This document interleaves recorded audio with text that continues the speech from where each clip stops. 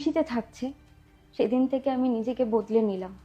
এখন থেকে আমি নিজের জন্য বাঁচবো, নিজের জীবনকে ভালোবাসবো। তুমি একদম ঠিক করেছো। ছেলেদের থেকে খুব সাবধানে থাকবে, ওদের মন বোঝা খুব কঠিন। যাই হোক, তোমাদের আইডিটা দাও, আমি তোমাদের রুম দিয়ে দিচ্ছি।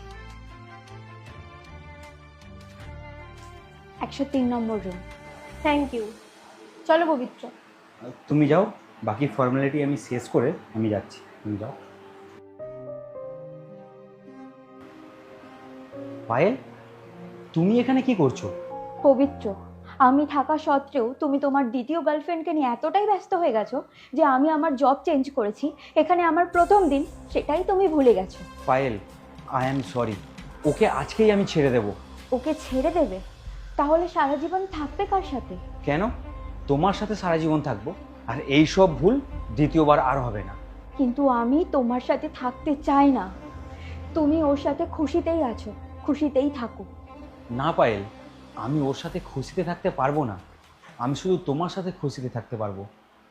তুমি যদি আমার সাথে খুশিতেই থাকতে, তাহলে ওই মেয়েটার সাথে আজকে এই হোটেলে রাত কাটাতে আসতে না।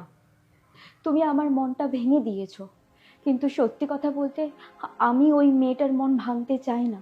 পবিত্র, একটা কথা মাথায় রেখো, সত্যি কখনো লুকিয়ে থাকে না, সে একদিন না একদিন সামনে আসবেই।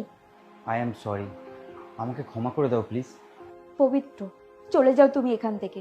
ওই মেয়েটা যদি এখানে চলে আসে, তাহলে তোমার সত্যিটা বলার থেকে আমি নিজেকে আর আটকাতে পারবো না।